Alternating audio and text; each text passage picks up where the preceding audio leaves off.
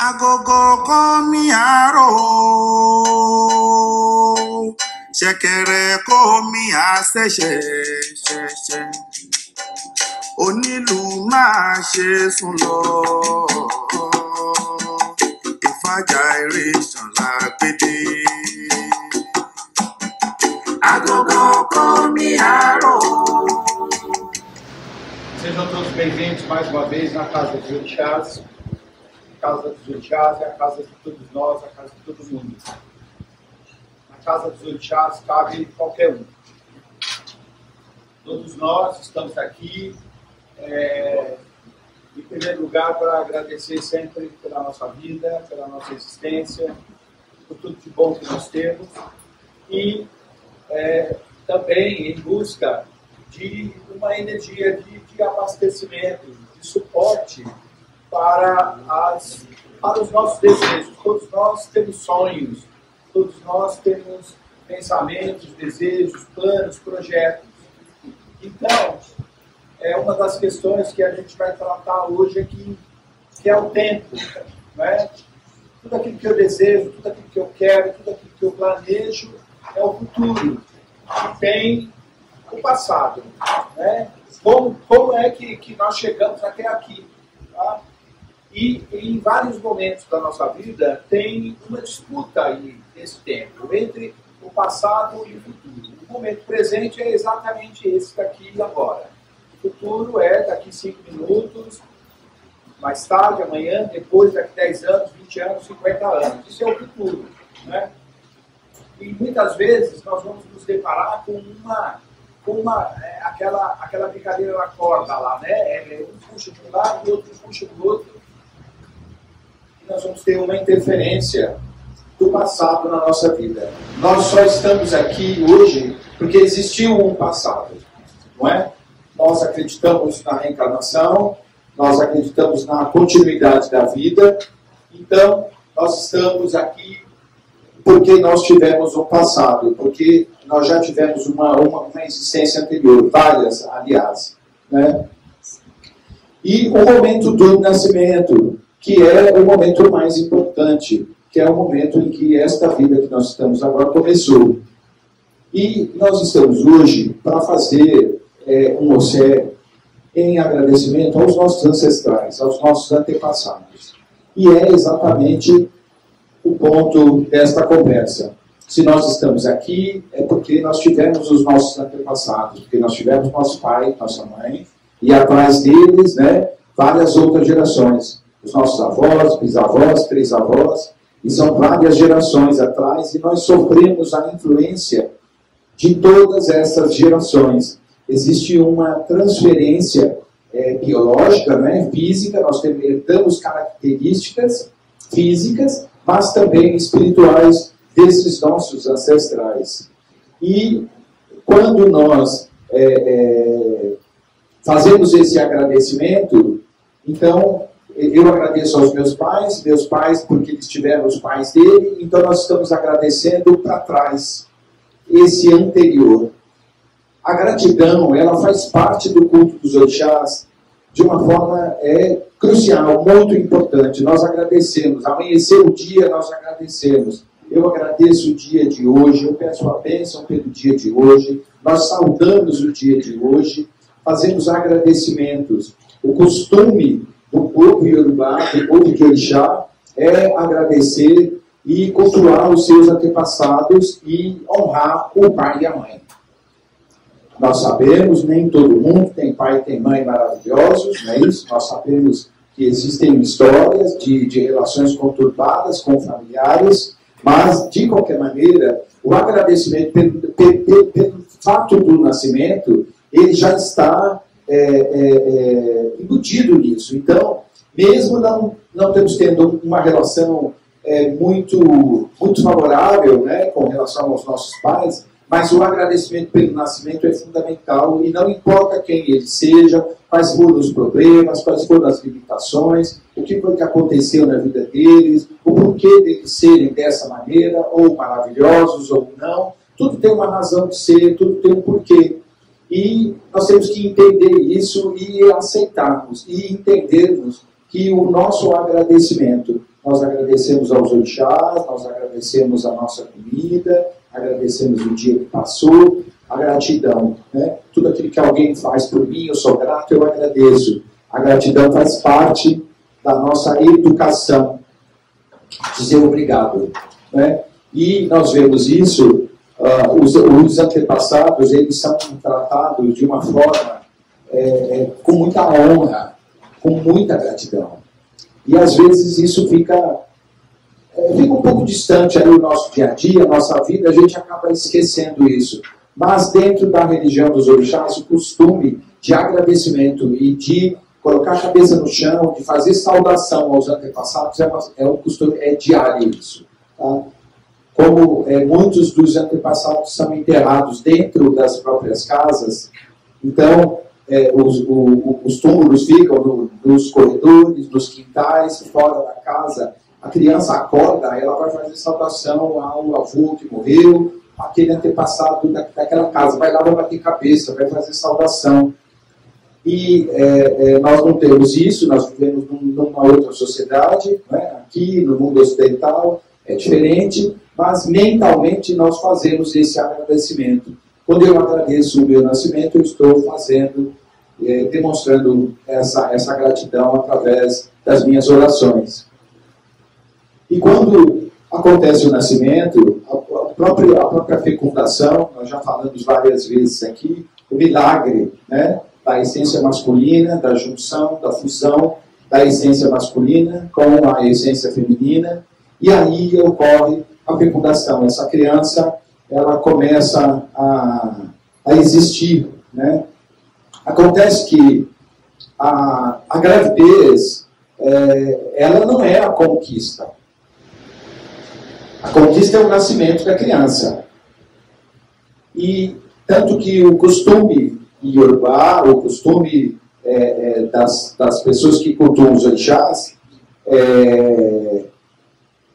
ninguém anuncia que está grávida, né? A mulher grávida, ela não anuncia, ela não precisa dizer que está grávida. A gravidez se auto-anuncia. O próprio corpo da mulher vai mostrar que ela está grávida. E ninguém precisa saber, ninguém precisa perguntar, porque é óbvio, né?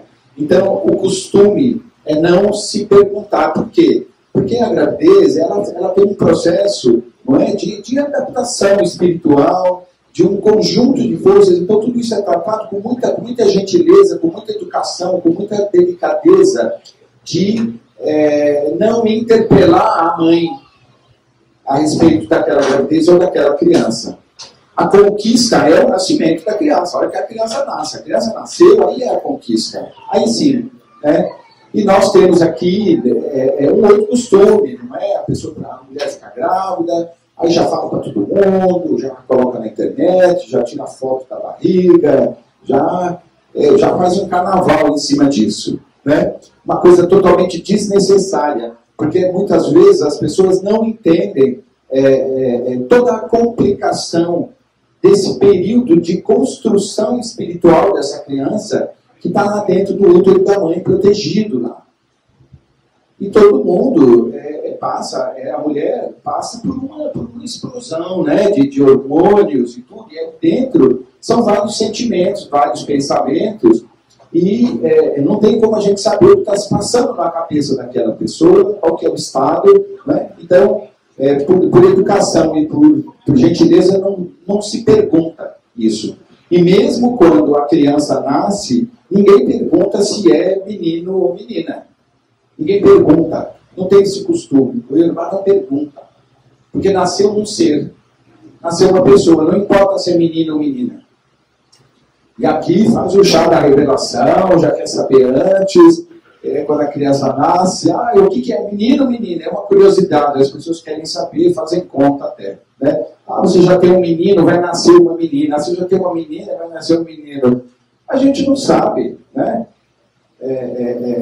O que vai ser o gênero, qual é a opção aí, sexual dessa criança, o que vai ser, ninguém sabe. Não é? Então, é uma questão de delicadeza. Então, esse momento do nascimento é um momento delicado, é um momento importante, onde toda essa construção espiritual ela está se dando. E essa junção deste masculino com esse feminino está trazendo toda a carga negativa e positiva dos ancestrais dessas duas pessoas que se encontraram na vida. E o que acontece é que naquele momento da fecundação não tem um planejamento, né? Então, nós vamos nos ajoelhar agora, nós vamos fazer uma prece, fazer uma oração, e nós vamos fazer um ebó, e aí nós vamos praticar, vamos fazer sexo, e aí essa criança vai nascer. Não, essa criança vai nascer, vai ser fecundada no momento, no encontro, não é? Numa situação que envolve o desdobramento, o encantamento, vai acontecer. A relação acontece e a fecundação acontece e essa criança vai nascer. Então, naquele momento, ninguém estava se preocupando o que tem na sua família, o que acontece na sua família, o que acontece na família do outro, quais as características desses pais, quais os vícios, quais os desvios de temperamento que essa família tem. Ninguém sabe. Tudo isso só vai acontecer, só vai saber depois. Então, essa criança, ela já nasce, ela é fecundada neste contexto de incertezas. Tá? A energia masculina, a energia feminina. A energia feminina, ela é sempre uma energia mais dura, mais árdua, mais sofrida. A mulher tem uma carga, vamos dizer, de esforço maior, até pela própria gravidez, né? O marido está lá, o pai da criança, e a mulher é quem tem que guardar aquela criança dentro de si, que passar pela transformação do corpo, vai ter que cuidar dessa criança, zelar. Hoje, nós temos essas divisões de tarefas maravilhosas, todo mundo, os pais participam da criação dos filhos, da educação, do cuidado e tudo, é dividido, mas mesmo assim ainda, o papel da mulher e da mãe, ele é muito maior do que a do pai, a do marido, né?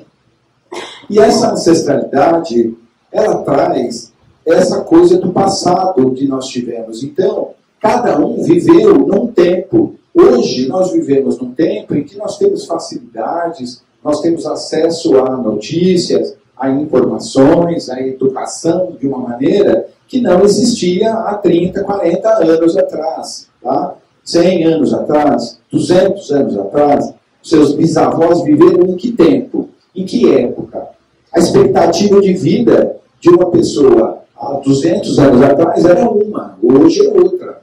Hoje alguém chegar para você e falar que tem 90 anos, é normal. Você diz, nossa, eu tenho uma avó viva que tem 90 anos. Tá bom.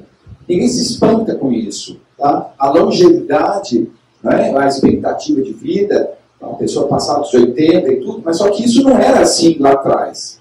As pessoas morriam cedo. As mortes aconteciam com pessoas, adoeciam e morriam com muito menos. Eu me lembro, eu era criança, meu avô morreu com 64 anos, para mim ele era um velhinho. E a gente vê hoje pessoas com muito mais do que isso e vivendo muito mais. Mas naquela época, para mim, era pequeno, como criança, via meu avô, e para mim ele já era um velhinho. Era normal ele ir embora, porque ele já tinha muita idade. Então, esse tempo, tudo isso que aconteceu, o que essas pessoas passaram, quais foram as dificuldades que essas pessoas tiveram, quais foram os recursos que essas pessoas tiveram, as limitações, como é que se resolviam as questões há 200 anos atrás. Não é? Brigavam por terra, era o quê? Hoje nós vamos para os advogados, vamos procurar discutir as coisas, né, lá no tribunal.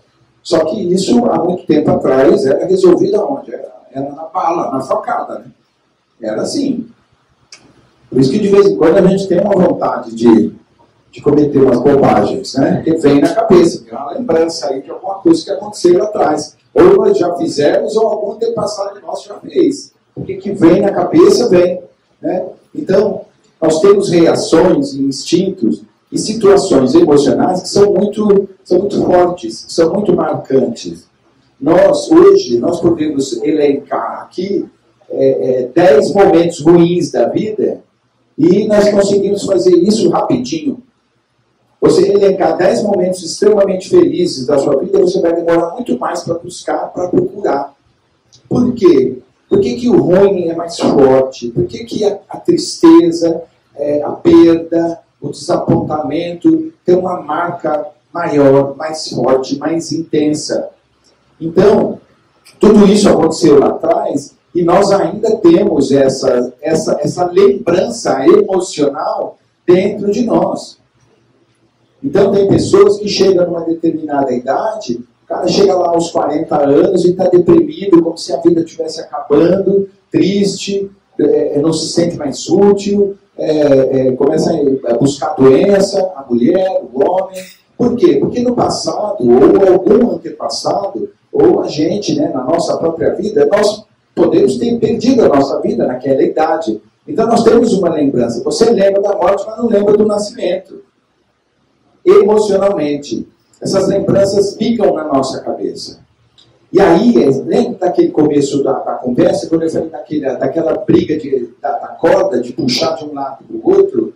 Nós temos lembranças, temos mágoas, temos ressentimentos, temos pensamentos estranhos, temos sensações inexplicáveis de tristeza, de pessoas que se deprimem, que entristecem. E por quê? Porque essa lembrança começa a puxar você para o passado.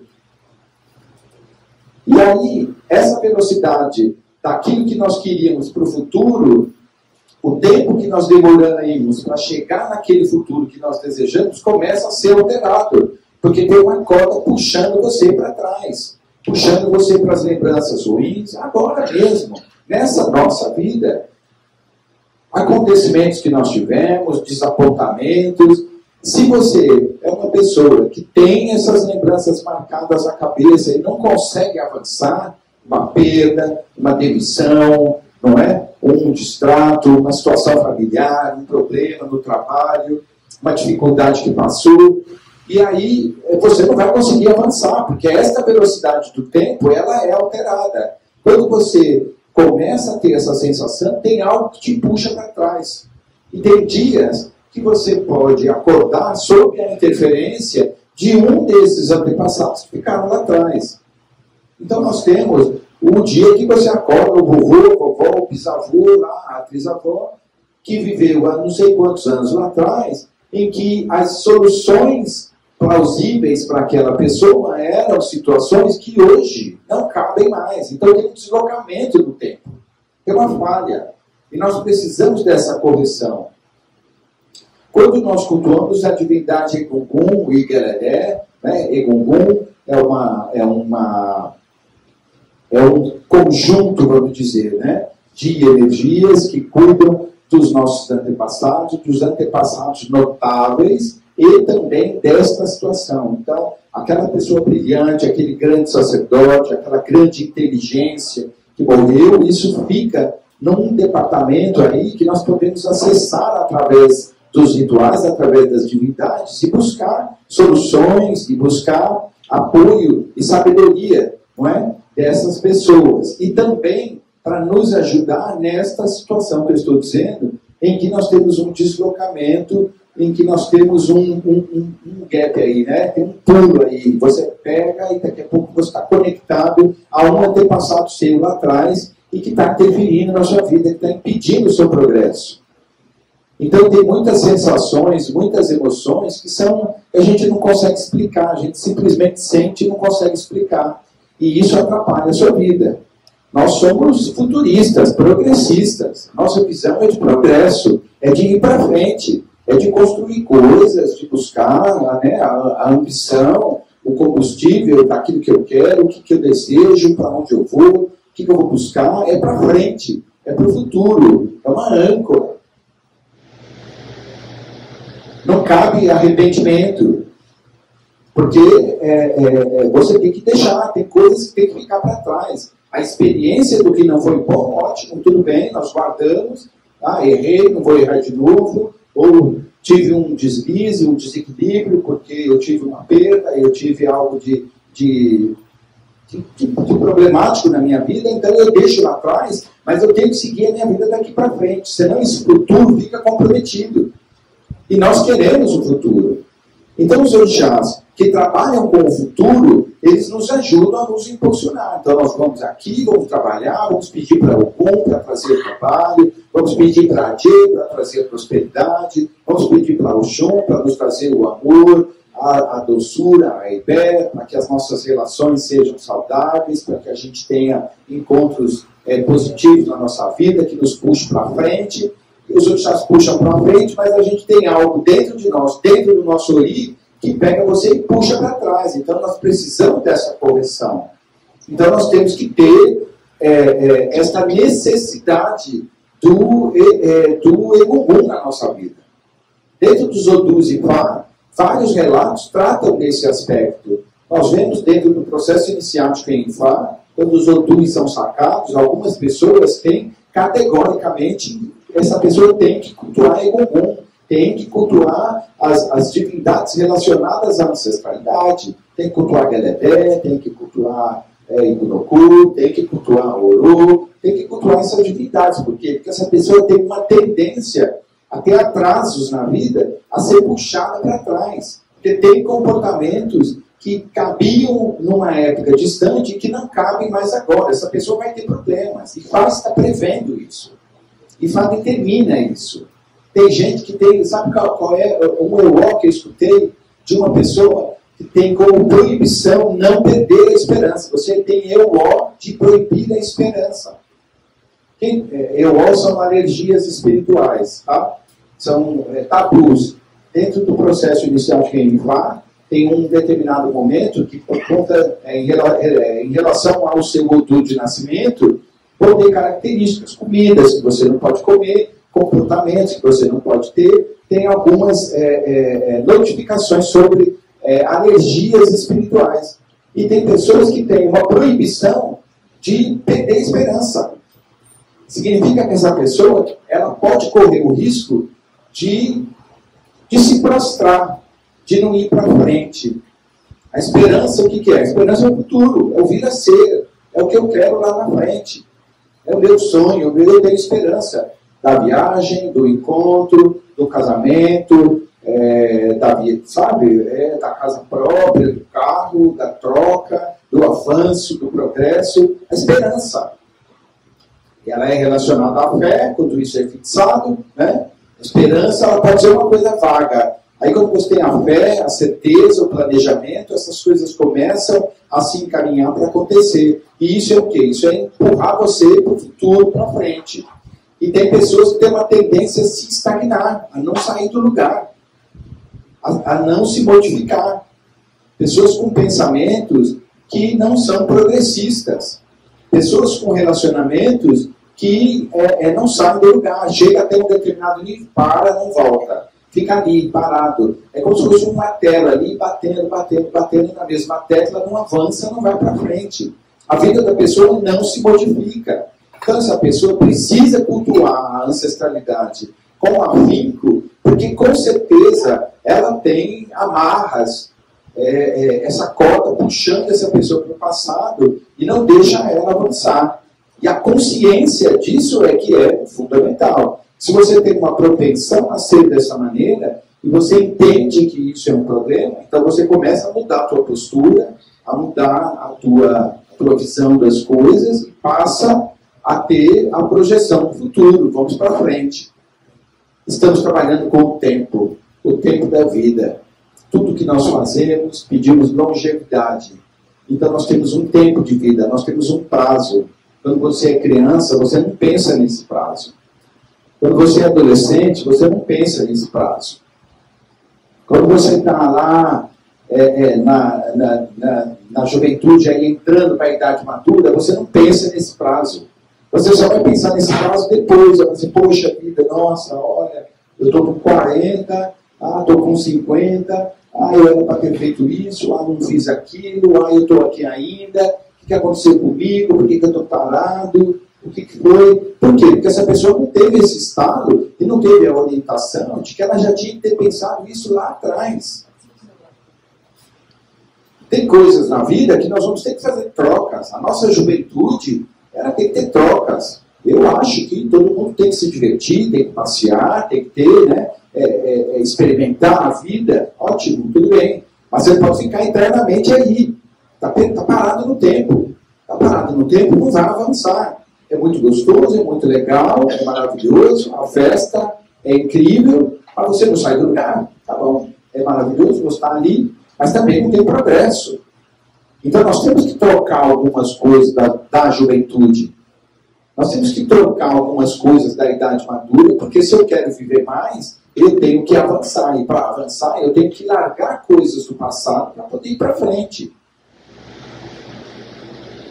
Nós temos uma criança dentro de nós, né? Que a gente já cuidou disso aí, já conversamos no nosso encontro sobre Rebé, né? As infantilidades. Tem infantilidades dentro de nós que não cabem mais na idade em que você está. E que você precisa se colocar, se projetar, entender quem é você, qual é o seu tempo de vida, onde é que você está.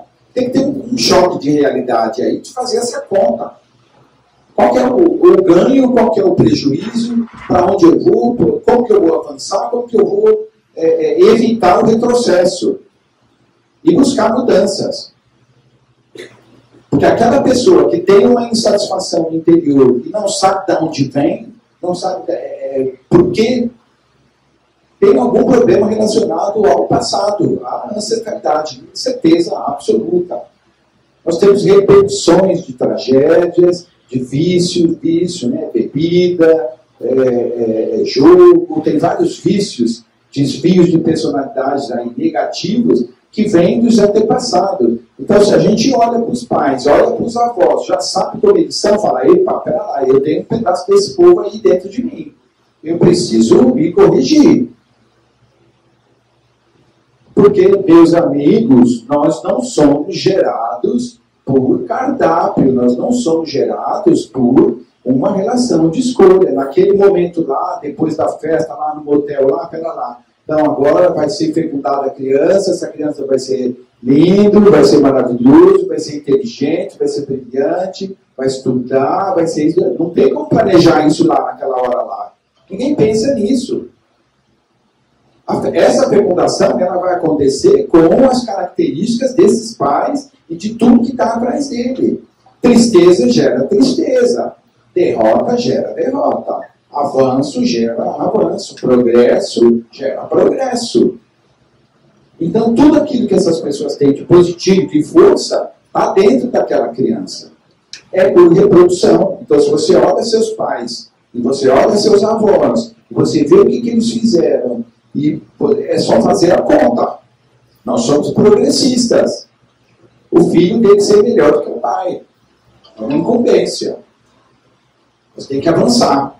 Tem que ter mais tempo de vida, tem que ter mais progresso, tem que ter mais prosperidade, tem que ter mais felicidade, tem que ter mais sucesso, tem que ser melhor do que o pai. Como é que a gente faz isso? Só saber isso não é o bastante. É muito difícil. Nós precisamos de axé para fazer isso. Então, nós estamos aqui para nos conectarmos com essa energia de Egungun, de Geledé. Egungun, como eu falei, né? É um grupo espiritual que cuida desses ancestrais masculinos. Geledé, muito mais a questão feminina, ligado a Yamia Xangá, que é o poder feminino, o poder da fecundidade, o poder da mulher, do feminino, do planeta, da mãe terra, né? Egungun, a ancestralidade masculina, majoritariamente. Então, nós temos esses dois mecanismos, pelo menos, para nos organizarmos e buscarmos o axé dessas divindades para nos atualizarmos no tempo atual. O dia de hoje, quem sou eu no dia de hoje? Qual é a minha idade? Aonde eu estou? O que eu quero? O que eu preciso? O excesso de velocidade também é prejudicial. Aquela pessoa que conquista tudo aos 20 anos também está errado. Esse cara está antecipando a morte. O excesso também está errado. Já conquistou tudo, já trabalhou, já tem sucesso, já tem dinheiro, já tem casa, já tem carro, já tem família, já tem filho, já tem tudo. Está tudo adiantado, então está antecipando a morte também. Então tudo tem que estar no seu tempo certo. Como é que a gente regula isso? O que é bom, o que não é? O que me atrasa, o que me adianta? O que me favorece, o que me prejudica? Então esse entendimento que é o nosso Ori, que vai trabalhar com essa seleção, mas nós temos a divindade que nos ajuda com o passado, e nós temos os orixás que nos ajudam com o futuro, que é a busca pela conquista, pelo sucesso, pela saúde, pelo progresso, pela vitória. Nós temos tudo isso nas nossas mãos. Temos todos esses recursos, todas essas ferramentas. E isso é o que nós viemos fazer aqui hoje. Pegar o nosso reloginho aqui interno, fazer essa correção do tempo na nossa vida, nos atualizarmos no tempo atual. Quem sou eu no dia de hoje? Aonde eu estou? Aonde eu deveria estar e não consegui chegar ainda? O que está faltando para que eu possa me sentir feliz, para ter felicidade, para ter saúde, para aumentar o meu tempo de vida? E aí tem que tirar tudo que não presta, né? Os relacionamentos, os pensamentos. Hoje até tem uma cantiga que eles vão cantar aqui hoje, que fala que quem faz fofoca não pode cultuar Egungun.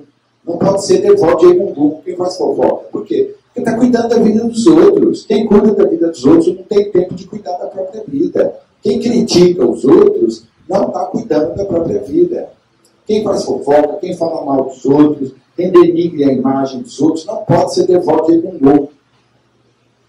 Não vai ter um bom lugar na vida, nem na morte.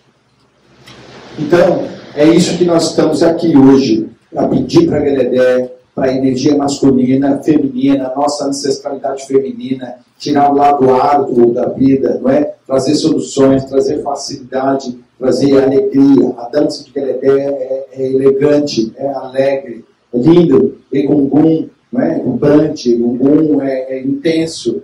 Então nós vamos ter a presença dessa divindade hoje, no dia de hoje, somente Egungun, tá? E que Egungun nos abençoe, nos traga felicidade, nos ajude a pegar todas essas informações que nós tivemos aqui agora, que é muito importante, para que a gente possa ter esse momento de confraternização, né? Todos juntos, todos nós, rezando, pedindo e trazendo essa força para dentro de nós, para promovermos correções, para fazermos tudo de melhor para a nossa vida, com toda a força, com o axé dos orixás, para que o Egungun nos abençoe, nos traga saúde, que as tragédias dos nossos antepassados não nos atinjam, que nada de negativo dos nossos antepassados nos atrapalhe a vida. Pelo contrário, nós queremos a herança positiva, a garra, a luta, sabe? É a superação, a felicidade, a alegria, tudo de melhor que essas pessoas tiveram,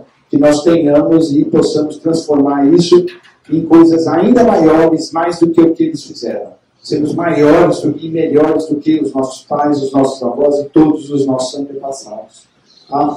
Vamos cantar para todos os orixás, vamos louvar os orixás e vamos também pedir a proteção e a bênção para que todos nós saiamos daqui hoje recarregados e abastecidos de tudo de melhor que essa vida pode nos oferecer.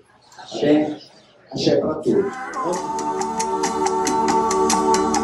Ṣẹ̀kẹ̀rẹ̀ kọ́ mi àṣẹ̀ṣẹ̀ ṣẹ̀ṣẹ̀.